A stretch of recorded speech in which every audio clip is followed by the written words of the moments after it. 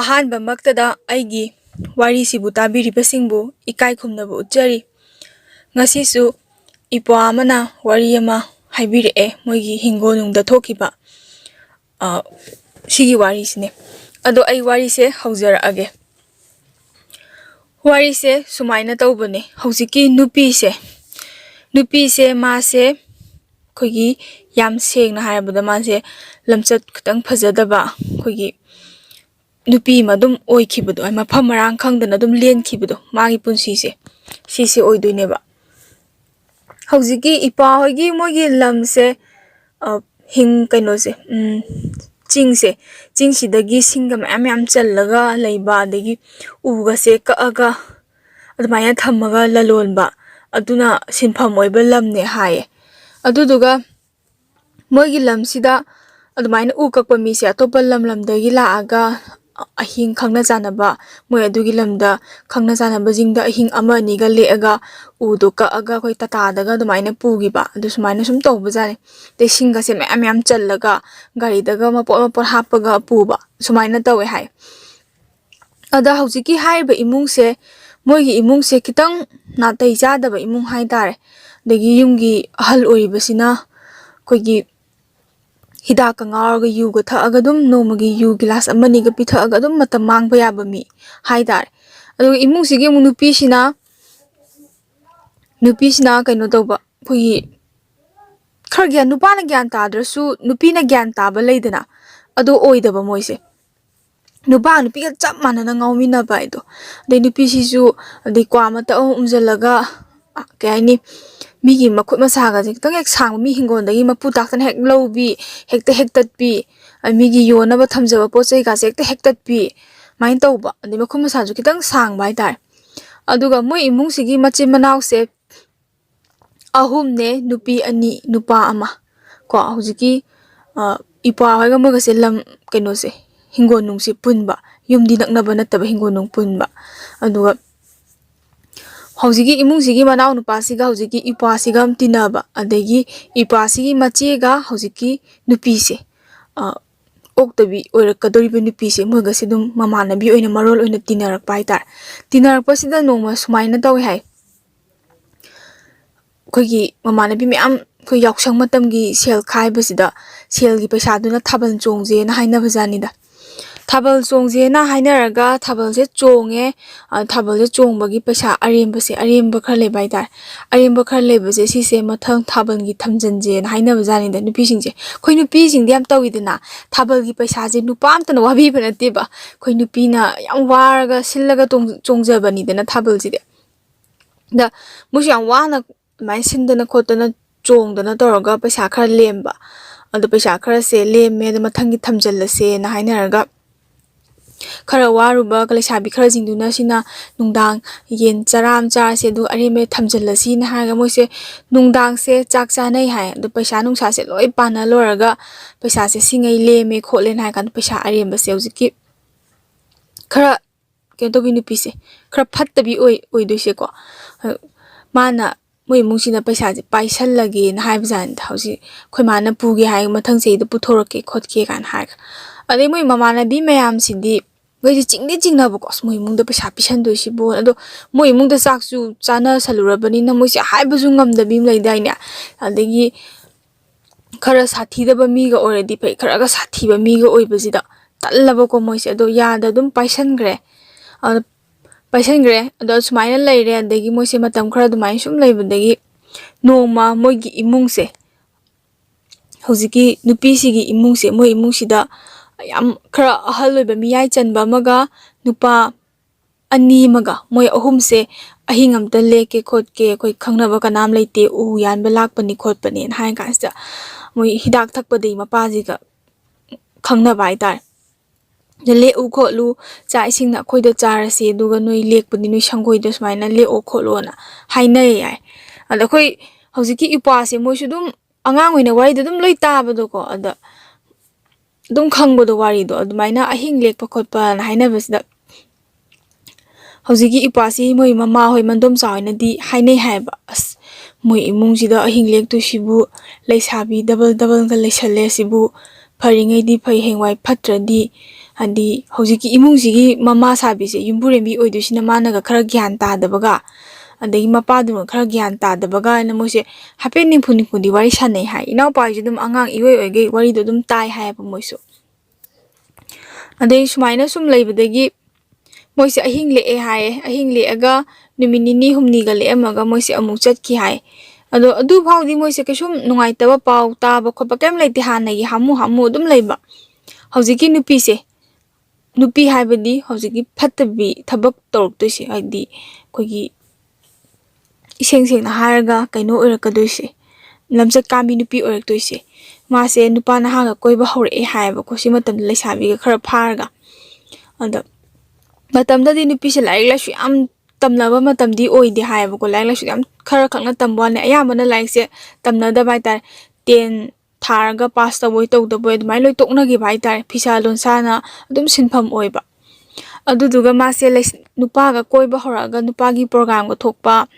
अदई मोइगासे दुम अंगांग इओइ ओइने इनरगा दुम मिठाइगा चादना चापोका चादना तौ है नुपासु दुम कोइ हाय मासे अदई नोमसे हौजिकी नुपीजे अहिंग हलक्त्रबा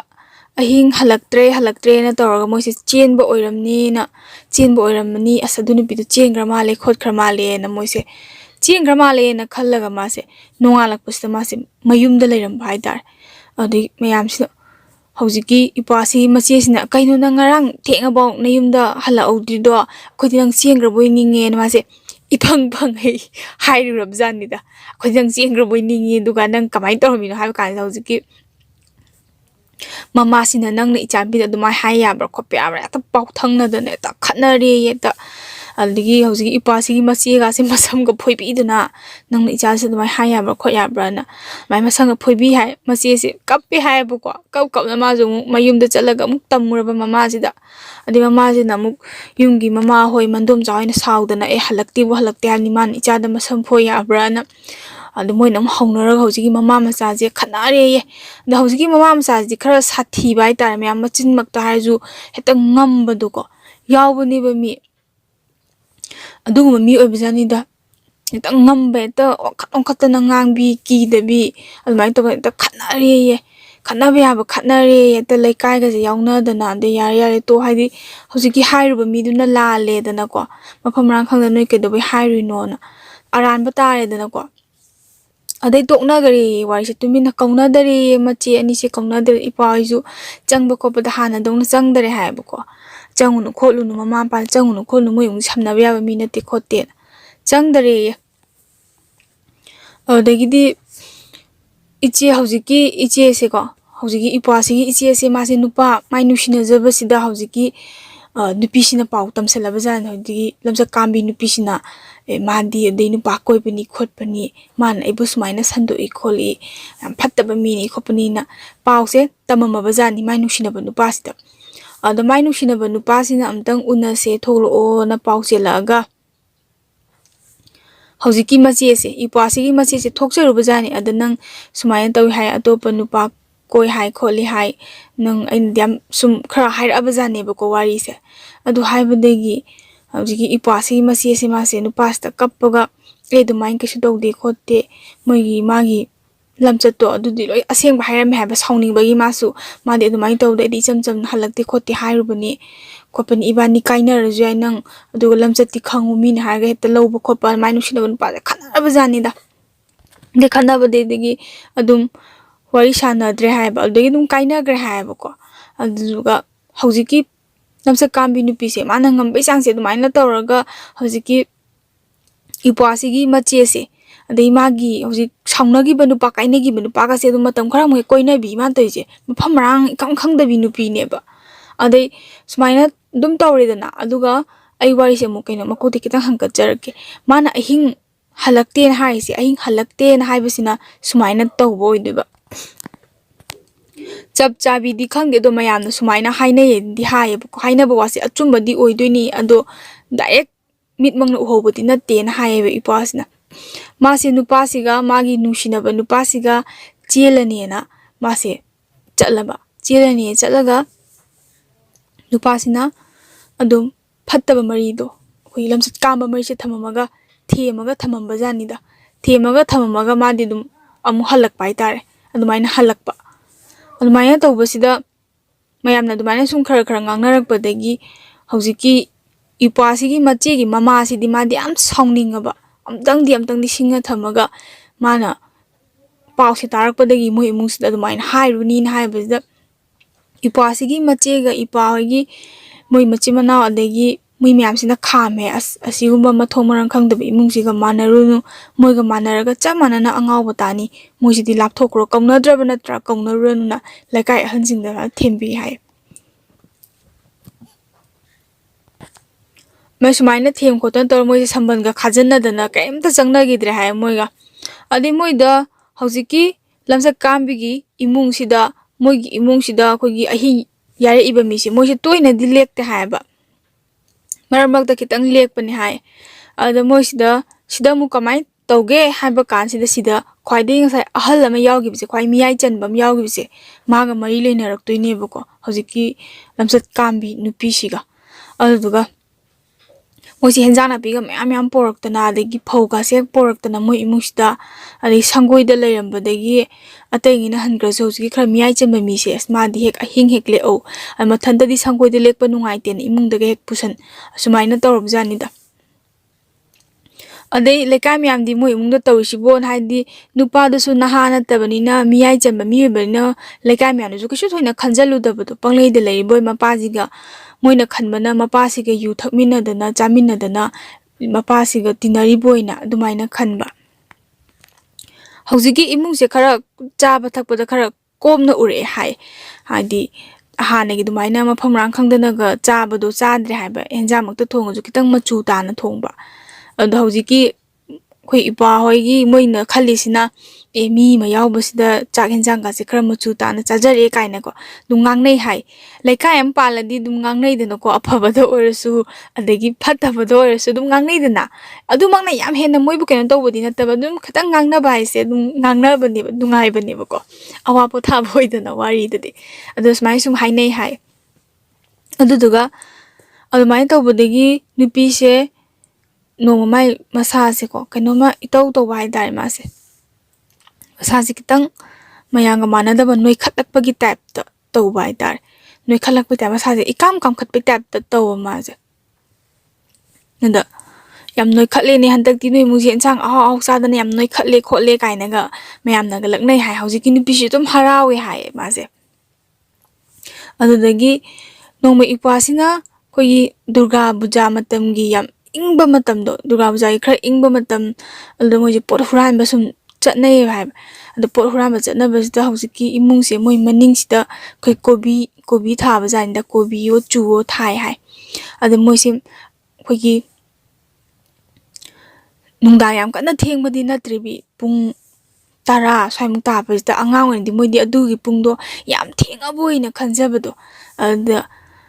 ꯑꯗꯨꯃꯥꯏꯅ ꯈꯟꯕꯁꯦ ꯃꯣꯏꯁꯦ ꯄꯣꯠ ꯍꯨꯔꯥꯟꯕ ꯆꯠꯄꯖꯥꯠꯅꯤꯗ ꯍꯧꯖꯤꯛꯀꯤ ꯏꯄ꯭ꯋꯥꯁꯤꯅ ꯃꯥꯁꯨ ꯑꯉꯥꯡ ꯏꯑꯣꯏꯔꯤꯉꯩ ꯃꯥ ꯈꯜꯂꯤꯁꯤꯅ ꯃꯣꯏꯒ ꯌꯥꯅꯗꯕ ꯏꯃꯨꯡꯅꯤ ꯑꯗꯨꯅ ꯃꯣꯏ ꯏꯃꯨꯡꯗꯒꯤ ꯄꯣꯠ ꯍꯨꯔꯥꯟꯒꯦꯁꯦ ꯃꯥꯁꯦ ꯀꯨꯏꯔꯦ ꯈꯜꯂꯛꯏꯁꯦꯀꯣ ꯌꯥꯝ ꯀꯨꯏꯔꯕꯖꯥꯠꯅꯤꯗ ꯃꯣꯏ ꯏꯃꯨꯡꯁꯦ ꯌꯥꯝ ꯐꯠꯇꯕꯅꯤ ꯀꯥꯏꯅꯀꯣ ꯍꯥꯏꯗꯤ ꯃꯆꯦꯗꯒ ꯃꯁꯪꯒ ꯐꯣꯏꯕꯤꯕꯗꯨꯗ ꯃꯥꯁꯦ ꯌꯥꯝ ꯁꯥꯎꯅꯤꯡꯉꯦꯌꯦ ꯑꯉꯥꯡ ꯏꯑꯣꯏ ꯑꯣꯏꯒꯩꯀꯣ ꯑꯗꯨꯃꯥꯏꯅ ꯃꯣꯏ ꯏꯃꯨꯡꯗꯒꯤ ꯃꯣꯏꯒꯤ ꯆꯨꯁꯨ ꯍꯨꯔꯥꯟꯒꯅꯤ ꯀꯣꯕꯤꯁꯨ ꯍꯨꯔꯥꯟꯒꯅꯤꯅ ꯃꯥꯁꯦ ꯕꯣꯔꯥ ꯑꯃ ꯄꯥꯏꯔꯒ ꯆꯠꯂꯤ ꯃꯣꯏ ꯃꯃꯥꯟꯅꯕ 2-3 ꯑꯗꯨ ꯈꯥꯏꯗꯣꯛꯅꯕꯤꯒ ꯇꯧꯕꯗꯣ ꯃꯣꯏ 2 ꯑꯃ ꯂꯩꯍꯧꯔꯒ ꯃꯣꯏ 2 ꯑꯁꯣꯝ ꯃꯃꯥꯡꯂꯣꯝꯗꯒꯤ ꯄꯣꯠ ꯍꯨꯔꯥꯜꯂꯨꯁꯨ ꯍꯥꯏꯔꯒ ꯃꯣꯏ 2ꯁꯦ ꯂꯝꯕꯤꯗꯣ ꯈꯪꯕꯅ ꯃꯅꯤꯡꯂꯣꯝꯗꯒꯤ ꯁꯨꯝ ꯂꯥꯛꯄ ꯃꯅꯤꯡꯂꯣꯝꯗꯒꯤ ꯇꯞꯅ ꯇꯞꯅ ꯃꯤ ꯂꯦꯞꯄ ꯃꯥꯜꯂꯤꯗꯅ ꯃꯣꯏꯁꯦ ꯑꯩꯈꯣꯏꯒꯤ ꯃꯈꯥꯗ ꯑꯩꯈꯣꯏ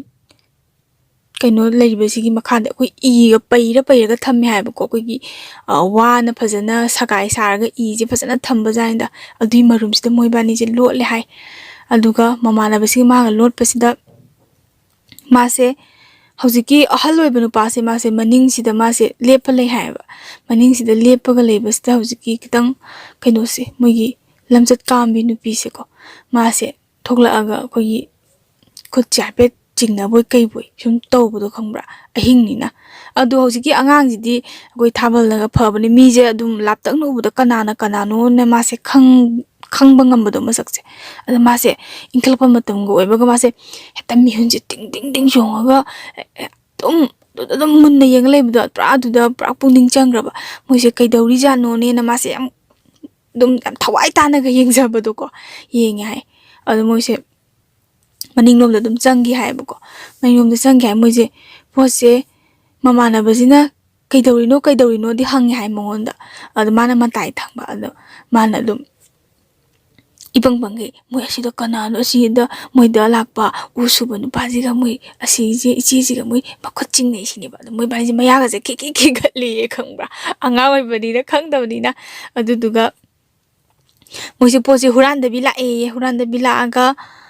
atopa degi moi durga busa gi pose ga je kar huran jaraga nongala kan sida angang yoyege mi meyam leibudu da kogi durga busa gi yam kan lang nei matam da moi ngrang smaina chingnei khotnei na haibjani adu haibadegi hojigi ipasi mapasi da manaje lega lukham ji tharak pini na adumai haido kaino nang adu khangabra na adumai haiba phabra phatabra na mamana bajiga maje hojigi ipasi ga adumai na haiba yade adu phatte adu kanana hai nai ahal jingdu hai nai pauthang na ngaite khanaba leibani na asengba khangdabani na modi mi khanaba ga kidre eta kharaga nungaina dabduda badnam pi haigadra ina adumaina khandana phubane haibako adumaina haibya natti khote na machena so yam theme hai ipasta adumai haiganu nang aidongna nang khonti sajani tawgonu khokanu na no pas yam ki haiba adu ki dena mase kanamda da kem ta haide mamana moi bani se kem ta haidongna rusi ko kaina ga ko matam khra di ma jam pakhatlame hai adu urga mina ubra hangaga imungdugi mina phura adi kaina adumaina sum pakhanda khanjabado mandi anga oi barina adumaina khalle hai aduduga matam khara lerga nupi se mi nimphung sungang na bai ta hojiki moida ahingle iba nupa se sijiga phattaba mari thamba hai tar ko natabali chatpadi ma se tha lepa bai tar tha lepa se di lekai myam je saunare kharaga sauning lebaga kharaga na puta da imung goi baga ta mayam je ta hopchal labjan da koi khunji gi mara pai myam ta hopchal laga noi kamai toino imung je mi thamaga khotlaga na hai adu mama jina ko bab nen ta da bina koi icha jiga nushina zabani khotpani haga laikai gi nupi me ta laga mamai thawni hanu bajiga nang na chaga nushine haga ta yabra nushina ra kanana imung sida suma phatabri cha nei khonei ga ma haibjani da adumai tawbadagi kaina katle hanu basida hojiki kharam tamchakra phajadabi ko nupi je kaina katlaba matung ma se chakre nupa mayum sida leigre ma se na matam khra diam nungaina leibegi tap ta tawe hadi nupa se nupi angang leirabane ba nupi angang le su nupa se sida su hek lak ma su mapam je leitho adegi nupa sina u ko pisang sa khra pirama se mapam se dum leitho ba haidar da mabukti maji dum mirolabani na thayam silam na ma se mapam da ma se angang unare hai angang nupi ma poi hai ba ko angang unare ma se mapam da dum leithoba adegi hojiki ahan je mana paisa khar piram sai sum tawbida nupa se lakhidra bai tar lakhidabadagi hojiki upai leitre nupa se ahan je lakhidre adei moi simain to upai leitramnina moi khundui mera pai bi khara tanaraga ijana bise mayumda thilunaba na haibja adame ngasai niti niyom di yam na puta da imunga oibane machinnaga kanbane makhut masanaga sangbane sumina yam nungsidabado tawda sai jiung ha kanamta na moi mawado lobidabado kanamta na thawoina lobidabado anda kanamta na chachi khochi hai hoi di harga mera pai bi sinju hoi di harga thawoina puring lupsandabado adumai sum tawbadagi mase adum yumsida dum leire hai angangsidi mana yu ore hai nupa se dum lakhidre hai aduga mu khara leiraga chahi angangsina chahi ani muk pharak pasda ma se moi adai ma se dukan ama phamnaba na haibjan dukan se am phamdana ba lekai na disi moi imung na torok pataba je jugo sungcha charoi moi imung na bu kari aphaba thabak torok tuni sibo dukan sani haiji bo dum hainei haibako adu misu magi pokminnaba I mari makti natabani na tawing tawjajanu da na masin myana kanbane na adu moi tawdu yenga leibudo adu miwa ngangnaraga dum leibudo mai taw moi se dukan ama tek amu phamma bajani da dukan dum kamain tawge da amu hidak amu hapa haitare hidak kaino to aduga nisagumba sum thamba haitare aduga dukan si yam chawna saba nate haiba ko pot kumba dum hidak kumba dum thammabanina nupa naha se dum ngaite dum changba haitare maning mayas adi mase hauji nupi se amu mamai mami ka se khara ke dana ko ma adum paisa do dum amai sum khara tan ba horab jani dana madi mi su moi mu se dum khana ba jani da haidi ngasai gi nupa sina imu da sen pusalak tabi adum yu thakpam du da yu yon pham du da adumaina ga paisa se manghandana khotana tawbu imung habasidi khana ba ta bane banatra imung haji nupa na sen pusalaga nupi du na sen do chalairaga imung ama pu bane ba moi guma mahik ama tholakpa du dadi mi imung manung je kaina badi yawidana ai sawingdana heta yumdugi ko nupi naga heta la amaga noy sumaina toise phatte noy na ai nupa de paisa chup thoi khoto I ka maina ga khatna ba ga ju yawi hai adum laikai myam du dum haipe dum kumai oine yeng ba haitare aduga moi tawri thabak se sumaina mi khana ba yak podi noy tawri thabak se phatte noy unga torok thabak se phatte kote sumaina hida kai ka yonjali je kari gi no na haiba kan sida imung sina amuk khuma isina ahoi kai dawra cha duri angang apikpasiga angang apikpase ada nupa memdam da thinbiru si khopiru sa du kanamta ni iwa tabi di khopi de akoina tawbo thabak se noina krak krak yengsali akoi kai daw haiba no khopa no kai hoji nupi si gi mama jine ta ngangak pa jani da ma har mi ta moi da du tong nu phat di har mi ta chongran da ne ta hinchai ta mi gi type ta yau to ba mi di khana ba tan bai na tu min lai ba adagi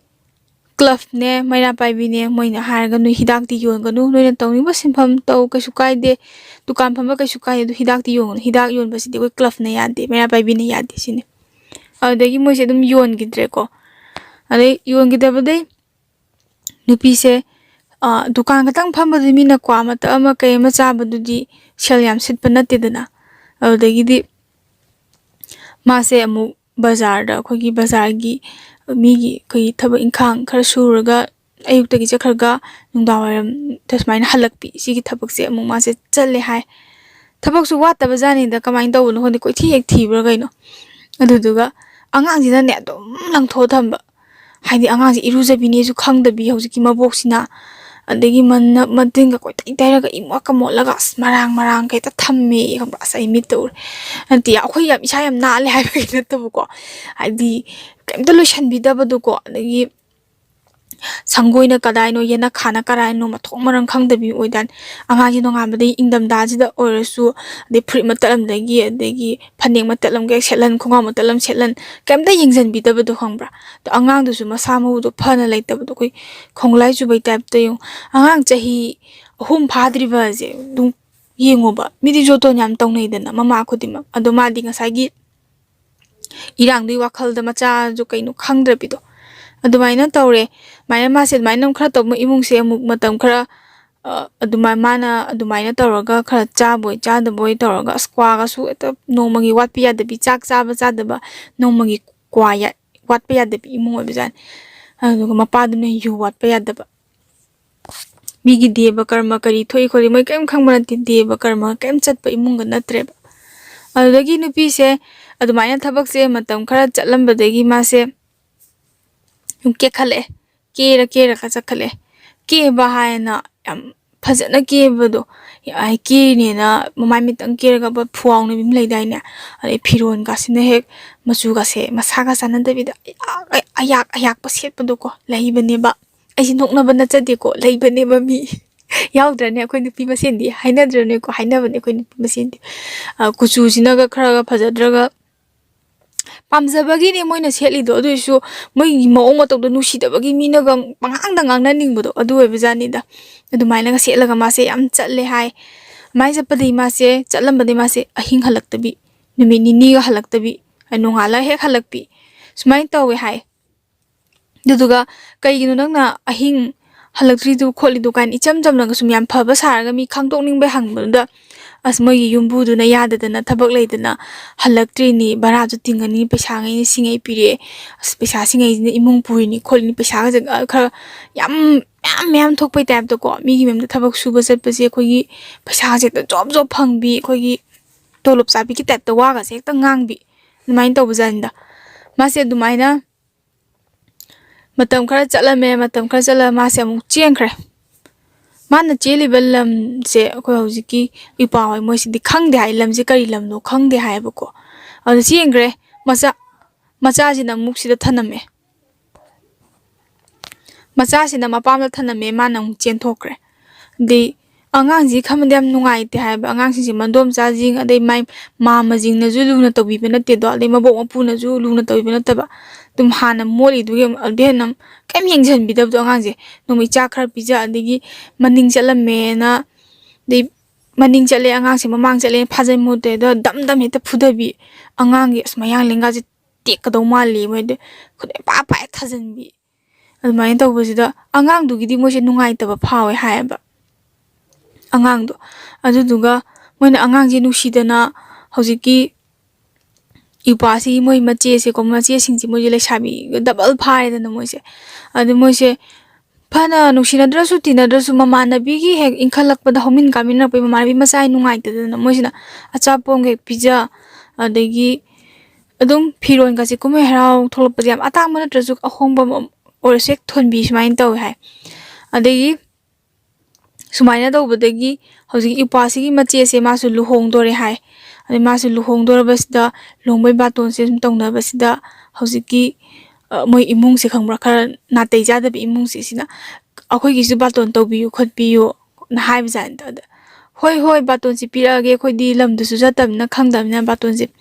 moi imung se pi hai ko hai kongna rudram du ko sum kyam kuina sum laimin na ba ko bai ne sum ngamna da ba du ko baton se pi gre hai baton se duga la e hai nupi se moi mung je nupa to besi engre lokhot pe warim ju leite kem leite moi mu pra sadaro la mani hai adagi la e hai hojiki nupi se la inena ai macha lai do macha do nusibi ge dra ga macha do dum thoba wain tau da bhai tar ma la ga mi ba hai se ai nyam sauning ba mama na macha se nusidra ne ko nusiba ne ba adigi macha du khakta natana atupa angang masak nusibo gera natraga angang masak yam thiba mo gera angang haibaji makto khitang lakna ningba nusiba ma di phawidana ade anga managa kappaga khotpaga leibase nungai taba khra di phawidana hik launa ga kapase adu ma di macha se nusibo phawbana teba de managa lhomo nimitaga laaga ya ga langamaga kholamaga macha du kuina unaruda bai macha do nusidana pambidana khopidana tawga trai man luhongbam dum da pra ya langam maga amu dum nimituma ahingli amaga sluhong ka se thinbaga yaraga nongala dum chakibini macha dum hamu dum lehawba adegi sumaina sum tawre de ma se matam khra leiraga angang sina chahi manga angang chahi manga surakpa swai sida ma se amuk mapam da halli hai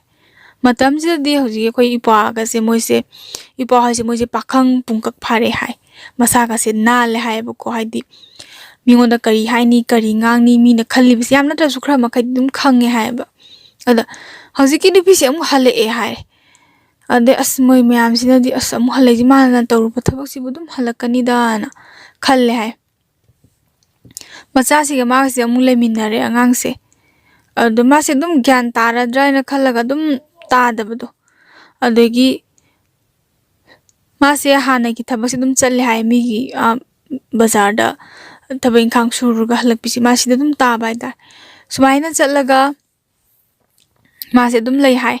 adu ga moi imungi magi manaw ni pisi ma se chele hai chelaga moi se khudak ta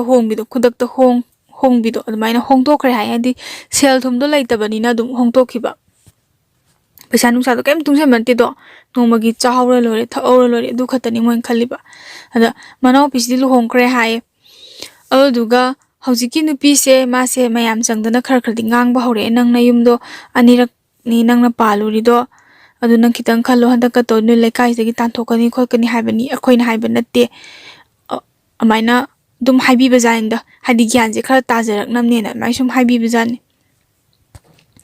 adagi ma se matam khara le ma se hainarak tabado hadi magi lisa saja tudi chatningak pa adu midi laikai am pale bane mai mato sum tamnara adi yaroi sidina koi warning pi bido adi mana chatle koi ki ꯈꯨꯟꯗꯨꯒꯤ ꯃꯤꯅ ꯍꯥꯏꯇꯥꯔꯦ ꯈꯔ ꯃꯆꯤꯟ ꯆꯠꯄ ꯃꯤꯅ ꯃꯥꯅ ꯆꯠꯂꯤꯁꯦ ꯀꯔꯥꯏꯗꯅꯣ ꯀꯩꯗꯧꯕꯅꯣ ꯀꯨꯝꯅ ꯁꯨꯝ ꯍꯪꯉꯛꯄꯗꯣ ꯑꯗꯣ ꯌꯥꯗꯦ ꯍꯥꯏꯕꯗꯨꯃꯗꯤ ꯈꯪꯍꯟꯗꯕ ꯌꯥꯗꯦ ꯈꯟꯕꯩꯅ ꯃꯣꯏꯁꯨ ꯏꯃꯨꯡꯗꯨꯗ ꯑꯗꯨꯝ ꯀꯨꯞꯅ ꯌꯦꯡꯁꯤꯟꯕꯗꯣ ꯂꯩꯀꯥꯏꯗꯨꯅ ꯑꯗꯨꯃꯥꯏꯅ ꯁꯨꯝ ꯇꯧꯕꯗꯒꯤ ꯅꯨꯄꯤꯁꯦ ꯃꯥꯁꯦ ꯑꯗꯨꯝ ꯍꯜꯂꯛꯈꯤꯗ꯭ꯔꯦ ꯍꯥꯏꯌꯦꯕ ꯀꯥꯏꯗ ꯂꯩꯔꯤꯅꯣ ꯍꯥꯏ ꯃꯥꯁꯦ ꯑꯩ ꯊꯕꯛ ꯁꯨꯕꯒꯤ ꯕꯖꯥꯔꯗ ꯂꯩꯔꯤꯅꯤꯅ ꯃꯥꯁꯦ ꯕꯖꯥꯔꯗ ꯂꯩ ꯍꯥꯏ ꯑꯗꯣ ꯏꯅꯥꯎꯄꯥ ꯍꯣꯏꯅꯒ ꯅꯣꯡ ꯐꯥꯗꯣꯛ ꯕꯖꯥꯔꯗꯒ ꯆꯠꯄꯁꯦ ꯃꯥꯁꯦ ꯊꯦꯡꯅꯩ ꯍꯥꯏ ꯑꯗꯣ ꯎꯁꯟꯅꯗꯕꯤꯒ ꯁꯥꯏ ꯍꯥꯏ ꯑꯗꯩ ꯏꯅꯥꯎꯅꯨꯄꯥ ꯍꯣꯏꯁꯨ ꯃꯣꯏꯁꯤꯁꯨ ꯑꯗꯨꯝ ꯀꯧꯅꯗꯕꯗꯣ ꯍꯥꯏꯗꯤ ꯀꯧꯅꯤꯡꯗꯕꯗꯣꯀꯣ ꯃꯥꯒꯤ ꯂꯤꯆꯠ ꯁꯥꯖꯠꯇꯨꯅ ꯑꯗꯣ ꯑꯉꯥꯡ ꯃꯥꯅ ꯄꯣꯛꯑꯝꯕ ꯑꯉꯥꯡꯁꯦ ꯍꯧꯖꯤꯛ ꯆꯥꯎꯔꯦ ꯍꯥꯏꯌꯦꯕ ꯐꯩꯅꯥꯝ ꯆꯥꯎꯔꯦ ꯍꯥꯏ ꯑꯗꯒꯤ ꯏꯟꯈꯠꯂꯛꯄ ꯃꯇꯝꯁꯦ ꯌꯧꯔꯦ ꯍꯥꯏꯌꯦꯕꯀꯣ ꯑꯗꯣ ꯏꯄꯥ ꯍꯣꯏꯅ ꯃꯣꯏꯅ ꯍꯥꯏꯔꯤꯁꯦ ꯑꯉꯥꯡ ꯅꯨꯄꯤ ꯃꯆꯥꯁꯤꯁꯨ ꯍꯥꯏ ꯚꯥꯞ ꯃꯦꯟ ꯇꯥꯗꯕ ꯏꯃꯨꯡꯁꯦ ꯑꯗꯨꯝ ꯊꯝꯖꯤꯜꯂꯕꯅꯤꯅ ꯑꯉꯥꯡꯁꯤꯁꯨ ꯌꯥꯝ ꯒ꯭ꯌꯥꯟ ꯇꯥꯕꯗꯣ ꯑꯣꯏꯗꯕ ꯈꯪꯕ꯭ꯔꯥ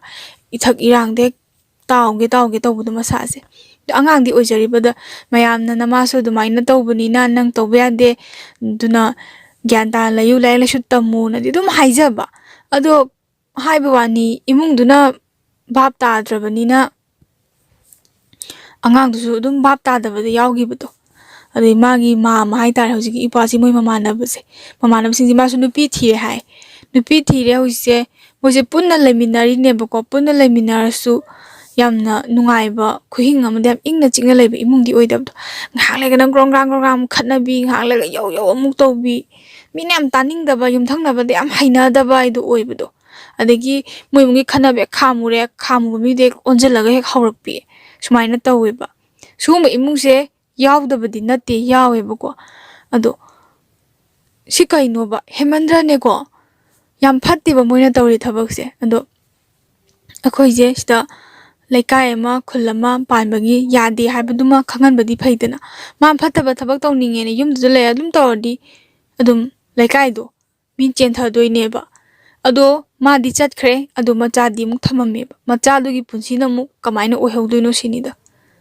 ꯃꯥꯅ ꯚꯥꯞ ꯇꯥꯗꯕ ꯒ꯭ꯌꯥꯟ ꯇꯥꯗꯕꯗ ꯑꯉꯥꯡꯗꯨꯁꯨ ꯄꯥꯞꯀꯤ ꯂꯝꯕꯤꯗꯨꯗ ꯑꯗꯨꯝ ꯊꯝꯖꯤꯟꯕꯤꯔꯝꯃꯦꯕ ꯑꯗꯨꯅꯤ ꯍꯧꯖꯤꯛꯀꯥꯟꯁꯦ ꯁꯤꯒꯨꯝꯕ ꯅꯨꯄꯤꯁꯦ ꯌꯥꯎꯗꯕꯁꯨ ꯅꯠꯇꯦ ꯌꯥꯝ ꯒ꯭ꯌꯥꯟ ꯇꯥꯕꯁꯨ ꯂꯩꯀꯣ ꯌꯥꯝ ꯒ꯭ꯌꯥꯟ ꯇꯥꯕꯁꯦ ꯐꯩ ꯑꯗꯨꯒ ꯁꯤꯒꯨꯝꯕ ꯅꯨꯄꯤꯁꯦ ꯌꯥꯝ ꯍꯩꯅꯗꯦꯀꯣ ꯑꯗꯨ ꯇꯨꯁꯨ ꯌꯥꯝ ꯇꯨꯀꯠꯆꯩ ꯃꯣꯏꯁꯦ ꯌꯥꯎꯁꯨ ꯌꯥꯎꯕꯅꯦꯕ ꯑꯗꯣ ꯑꯩꯅ ꯃꯌꯥꯝꯗ ꯍꯥꯏꯖꯅꯤꯡꯕꯗꯤ ꯁꯤꯒꯨꯝꯕ ꯃꯤꯁꯦ ꯊꯦꯡꯅꯔꯁꯨꯀꯣ ꯌꯥꯝ ꯅꯠꯇ꯭ꯔꯁꯨ ꯈꯟꯅꯕ ꯃꯥꯟꯅꯕꯗꯤ ꯇꯜꯂꯤꯀꯣ ꯑꯗꯨ ꯑꯣꯏꯔꯁꯨ ꯅꯪꯅ ꯇꯧꯔꯤ ꯊꯕꯛꯁꯤꯗꯤ ꯐꯠꯇꯦ ꯈꯣꯠꯇꯦꯅ ꯌꯥꯝ ꯊꯤꯅ ꯉꯥꯡꯕ ꯊꯤꯅ ꯉꯥꯡꯉꯗꯤ ꯃꯣꯏꯁꯨ ꯈꯤꯇꯪꯗꯤ ꯒ꯭ꯌꯥꯟ ꯇꯥꯔꯛꯄ ꯌꯥꯏꯗꯅ ꯁꯤꯅ ꯑꯩꯒꯤ ꯋꯥꯈꯜꯂꯣꯟꯅꯤꯀꯣ ꯃꯌꯥꯝꯗ ꯍꯥꯏꯖꯕꯅꯦꯕ ꯍꯥꯏꯗꯤ ꯊꯤꯅ ꯉꯥꯡꯉꯗꯤ ꯁꯥꯎꯅꯤꯡꯗ꯭ꯔꯅꯦꯀꯣ ꯉꯥꯡꯅꯤꯡꯉꯦꯕ ꯑꯩꯗꯤ ꯉꯥꯡꯅꯤꯡꯉꯦꯕ ꯑꯁꯦꯡꯕꯩꯁꯨ ꯑꯗꯨꯗꯨꯒ ꯁꯥꯎꯅꯤꯡꯉꯦꯕ ꯅꯪ ꯑꯗꯨꯃꯥꯏꯅ ꯇꯧꯔꯤꯗꯣ ꯐꯠꯇꯦ ꯈꯣꯠꯇꯦꯅ ꯌꯥꯝ ꯅꯪ ꯇꯧꯔ ꯃꯇꯨꯡꯗꯒ ꯇꯧꯔꯗꯤ ꯅꯪ ꯑꯐꯕ ꯑꯣꯏꯔꯣ ꯀꯥꯏꯅ ꯁꯨꯃꯥꯏꯅ ꯊꯤꯅ ꯉꯥꯡꯒꯗꯕꯅꯦꯕ ꯇꯧꯗ꯭ꯔꯦꯗꯅ ꯑꯗꯨꯗꯤ ꯃꯥ ꯐꯔꯦꯗꯅ ꯑꯗꯨꯅꯤ ꯉꯁꯤꯒꯤꯗꯤ ꯋꯥꯔꯤꯁꯦ ꯁ꯭ꯋꯥꯏꯗ ꯂꯣꯏꯁꯤꯟꯖꯔꯦ ꯑꯗꯣ ꯃꯌꯥꯝꯅ ꯀꯃꯦꯟꯇ ꯑꯩꯅ ꯋꯥꯔꯤ ꯄꯥꯕꯁꯦ ꯀꯩꯅꯣ ꯇꯧꯋꯦ ꯍꯥꯏꯗꯅꯀꯣ ꯆꯞ ꯂꯦꯞꯄꯦ ꯄꯣꯊꯥ ꯄꯥꯏ ꯍꯥꯏ ꯑꯩꯁꯦ ꯄꯣꯊꯥꯕꯗꯤ ꯅꯠꯇꯦꯕ ꯇꯁꯦꯡꯅ ꯍꯥꯏꯕꯗ ꯑꯩꯁꯦ ꯇꯤꯟ ꯌꯣꯠꯄꯅꯦꯕꯀꯣ ꯇꯤꯟ ꯌꯣꯠꯆꯕꯅꯦꯕ ꯑꯗꯣ ꯃꯌꯥꯝꯅ ꯑꯩꯒꯤ ꯑꯁꯣꯏꯕ ꯍꯥꯏꯕꯤꯔꯛꯄꯁꯦ ꯌꯥꯝ ꯅꯨꯡꯉꯥꯏ ꯑꯩꯁꯨ ꯑꯅꯧꯕꯅꯦ ꯑꯗꯩ ꯑꯅꯧꯕ ꯄꯥꯔꯛꯄꯅꯤꯅ ꯁꯣꯏꯈꯤ ꯂꯥꯟꯈꯤ ꯃꯌꯥꯝꯅ ꯉꯥꯛꯄꯤꯗꯅꯀꯣ ꯑꯩꯒꯤ ꯋꯥꯔꯤꯒꯁꯦ ꯇꯥꯕꯤꯔꯤꯁꯦ ꯑꯩ ꯌꯥꯝ ꯅꯨꯡꯉꯥꯏꯖꯩ ꯑꯩ ꯇꯞꯅ ꯑꯁꯣꯏꯕꯁꯦ ꯑꯩ ꯁꯦꯝꯗꯣꯛꯆꯔꯛꯀꯦ ꯑꯗꯣ ꯃꯌꯥꯝꯅ ꯅꯨꯡꯁꯤꯕꯤꯌꯨ ꯑꯗꯣ ꯑꯩ ꯆꯦꯅꯦꯜꯁꯦ ꯁꯕꯁꯀ꯭ꯔꯥꯏꯕ ꯇꯧꯕꯤꯔꯝꯃꯣ ꯃꯊꯪꯗ ꯋꯥꯔꯤ ꯑꯃꯃꯨꯛ ꯄꯨꯔꯒ ꯂꯥꯛꯆꯒꯦ ꯑꯗꯣ ꯃꯌꯥꯝꯅꯅꯦ ꯋꯥꯔꯤ ꯑꯁꯦꯡꯕ ꯊꯣꯛꯈꯤꯕ ꯑꯩꯈꯣꯏꯒꯤ ꯋꯥꯔꯤ ꯑꯩꯈꯣꯏ ꯀꯩꯅꯣ ꯂꯩꯔꯁꯨ ꯍꯥꯏꯅꯤꯡꯕꯀꯣ ꯃꯌꯥꯝꯗ ꯒ꯭ꯌꯥꯟ ꯇꯥꯍꯟꯅꯤꯡꯕ ꯃꯌꯥꯝꯗ ꯁꯤꯌꯔ ꯇꯧꯅꯤꯡꯕ ꯂꯩꯔꯁꯨ ꯑꯩꯉꯣꯟꯗ ꯊꯥꯕꯤꯔꯛꯑꯣ ꯑꯩ ꯀꯩꯅꯣ ꯇꯧꯖꯔꯛꯀꯦ ꯑꯩ ꯋꯥꯆꯞ ꯅꯝꯕꯔ